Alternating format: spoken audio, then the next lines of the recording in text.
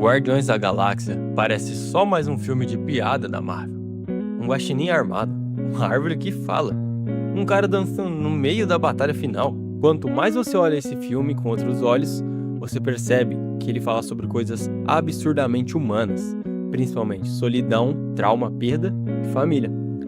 Cada guardião é alguém quebrado, tentando encontrar um lugar naquele universo. E talvez seja exatamente por isso que esse grupo funcione tão bem, porque no fim, os Guardiões da Galáxia nunca foram sobre salvar a galáxia, sempre foi sobre pessoas destruídas tentando salvar umas às outras. E hoje a gente vai falar sobre por que esse talvez seja o filme mais humano que a Marvel já fez.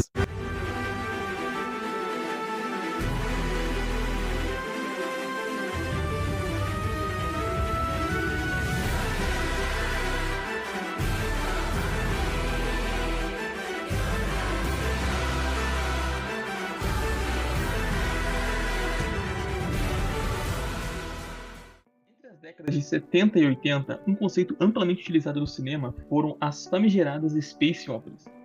Algumas das mais aclamadas são Star Wars, Star Trek e Duna, que ficaram muito famosas de uma forma atemporal, são lembradas até hoje. Pouco após o lançamento dessas Space Operas, o gênero se tornou um pouco batido, tendo alguns lançamentos pormenores até a década de 2000 e meados dos anos 2010. Que foi quando, em 2014, a Marvel, em colaboração com o diretor James Gunn, lançou seu grande hit Guardiões da Galáxia, resgatando a breguice e a cafonice das Space Operas e adicionando o fator super-herói, uma coisa intrínseca e que é a cara de 2010 em diante, né? Foi quando os filmes de heróis se popularizaram ali por 2012, 2014. O filme contava com trilha sonora oitentista, que estava começando a ter uma ampla divulgação na época, principalmente na mesma época, no caso do lançamento de Stranger Things. São duas obras que resgataram essas músicas mais antigas, esse gênero mais, como pode dizer, nostálgico dos anos 80, com tudo aquilo que faz uma space opera ser interessante, que é o fato de ter heróis, batalhas galácticas, princesas sendo resgatadas, artefatos mágicos, etc. O início do filme introduz o passado de Peter Quill, ao qual a sua mãe está acamada em situação terminal de câncer. A música tocada nesta parte é I'm Not in Love, qual representa bem o momento, pois se trata de uma música de despedida. I'm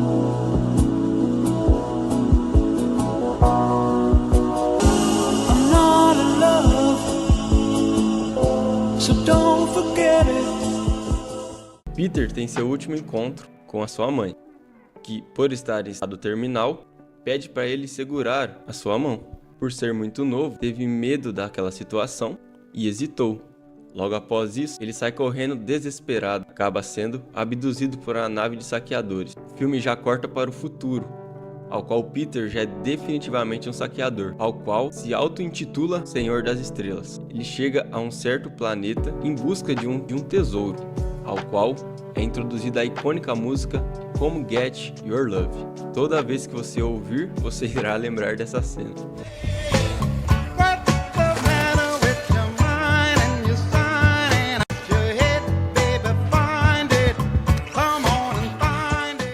Enquanto acontece a cena mais memorável desse filme, qual Peter canta junto com a música tocada, enquanto chuta os alienígenas até chegar ao templo onde está o Orb. Aqui somos apresentados ao Orb, o artefato mágico comum em space operas que move a trama. E, logicamente, ele tem uma associação com a música tocada, Come Get Your Love, pois, de certa forma, a música fala sobre você encontrar algo que traz o seu amor.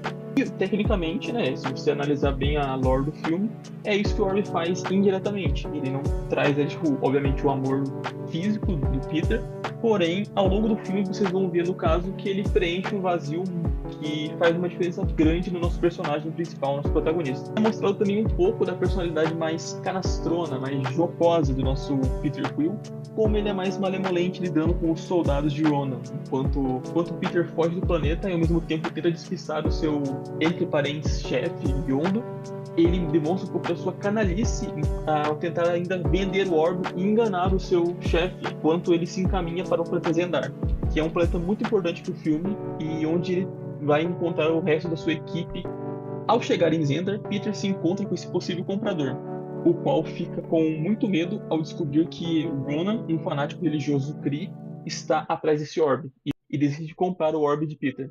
Ao mesmo tempo, é nos mostrada a história de Gamora e Nebulosa, duas filhas de Thanos, que é, né, um vilão que todo mundo conhece, que estão a trabalho de Ronan encontrar o orbe a mando de Thanos. Gamora, ao descobrir, claro, pelos homens de Ronan que Peter se encontra em Zendar, se encaminha diretamente ao local onde ele realizaria sua compra, no qual ela tenta seduzir o Peter, que por ser muito canalha, canastrão e meio otário, acaba caindo no papinho dela, sendo enganado e tendo seu orbe roubado. Ao mesmo tempo, nós acompanhamos um pouco de dois outros personagens, que são o Rocket, o Guaxinim Falante, e Groot, a Árvore Falante, buscando a recompensa imposta em cima de Peter Quill por Yondu, dando os 4 personagens no meio de uma batalha generalizada, no centro de Zendar, a qual termina com nossos 4 guardiões sendo presos.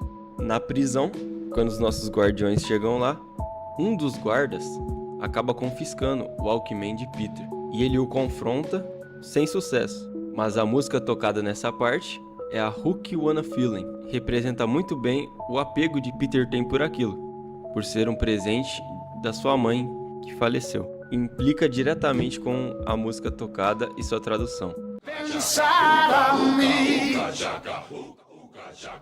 when you hold me in your arms so tight, you let me know.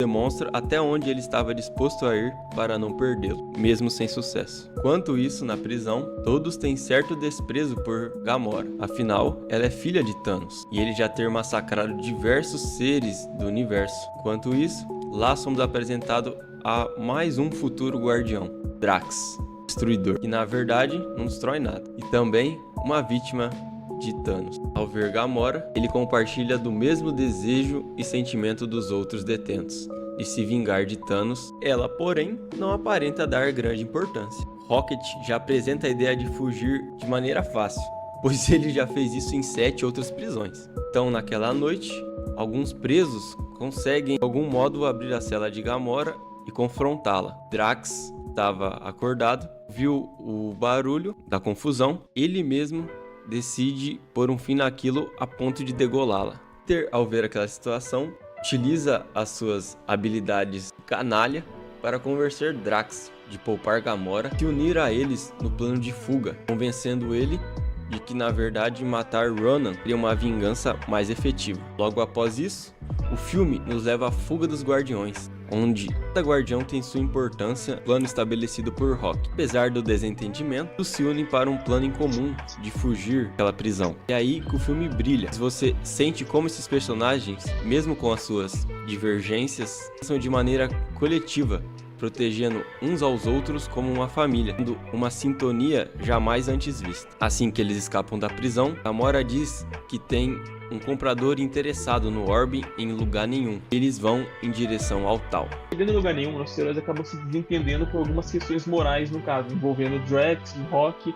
Peter, após tentar se aproximar de Gamora ao som de I Fully and Fell in Love, acaba fazendo Gamora se lembrar que ela não pode simplesmente errar e se apaixonar, como diz na música. Que para uma assassina, a paixão pode se tornar o seu principal erro em algumas situações.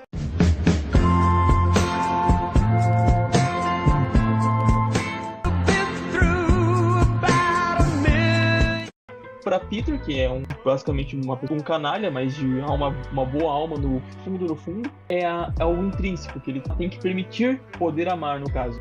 E como existe essa cisão, logo após uma discussão envolvendo o Rock e o Drax segue em direção a uma torre de comunicação, chamando o Ronan para uma batalha. O nosso grupo segue em direção ao colecionador, que é o comprador desse orbe.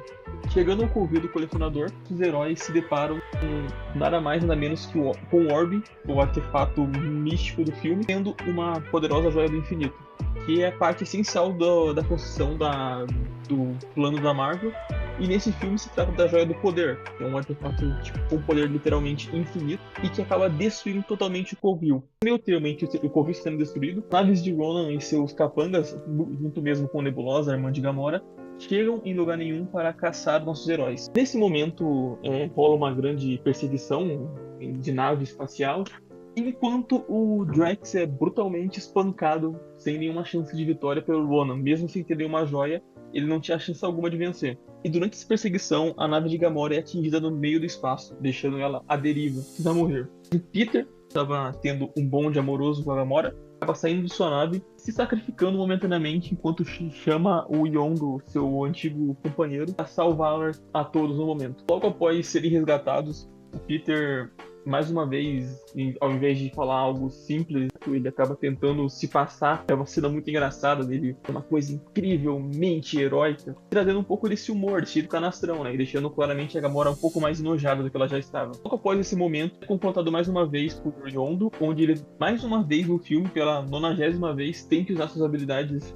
canastronas e jocosas de persuasão a fazer com o Yondu confie nele mais uma vez, mesmo ele tendo traído já algumas, sigam para o plano, a qual logo após eles se encontram novamente com todos os Guardiões. Um discurso épico de Peter sobre perca e sobre tudo que eles perderam até ali no caso, que eles tinham realmente agora uma chance de fazer algo certo, né? Mesmo uma vida de erros. Segue em direção ao planeta de Xandar para defender o planeta da ira de Ronan. Logo após isso, os nossos Guardiões vão indo para o planeta de Xandar e ao chegarem na nave de Ronan, Gamora acaba ficando para trás dos demais para confrontar a sua irmã Nebulosa. Então, o restante dos Guardiões usam uma arma arquitetada por Rock para tentar aniquilar o Ronan. Felizmente, falham miseravelmente. A explosão acarreta no mau funcionamento da nave e na sua queda. Em uma das cenas mais emocionantes da obra até então, onde Groot acaba se sacrificando para salvar os nossos heróis. Agora já no chão, nossos protagonistas acabam dando de cara com Ronan intacto, prestes a destruir o planeta de Xandar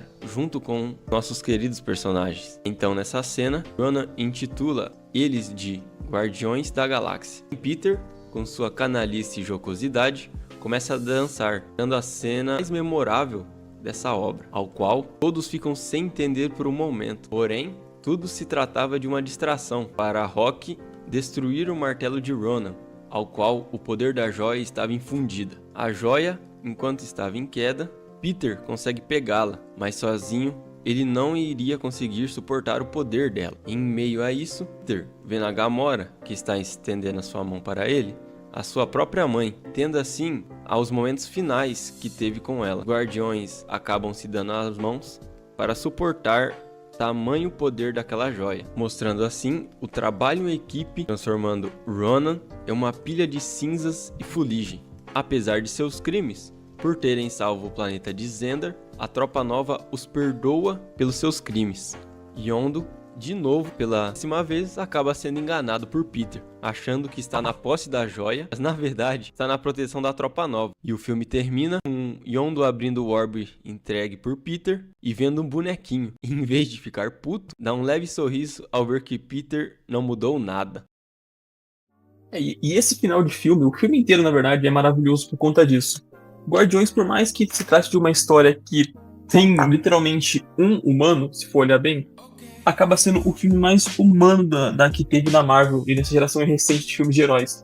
Porque ele não trata de pessoas tentando ser deuses, ele trata simplesmente de pessoas, obviamente alienígenas, tentando lidar com seus problemas da melhor forma que elas conseguem, independente de sozinhas ou com auxílio de colegas no caso, e que ao longo do tempo acabam se tornando uma família, acabam apoiando uns aos outros mesmo com dificuldades e acabam se ajudando.